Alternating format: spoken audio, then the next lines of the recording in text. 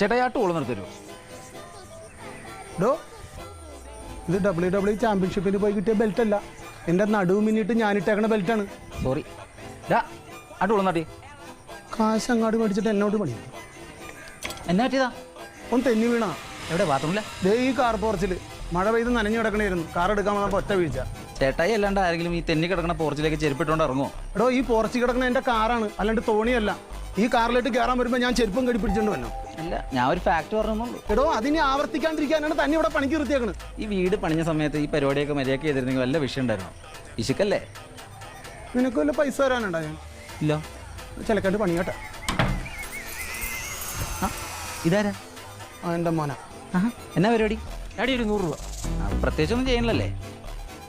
ഇല്ല പുള്ളി ഇന്റർവ്യൂസിനൊക്കെ അറ്റൻഡ് ചെയ്യുന്നുണ്ട്. ഉടനെ തന്നെ ജോലി കിട്ടും.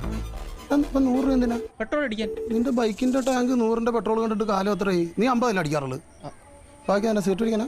അല്ല, നാളത്തെ കൂടെ ചേർത്ത് അടിക്കുക. എപ്പോഴും ചോദിച്ചാൽ ഡാഡിക്ക് ഒരു ചമ്മ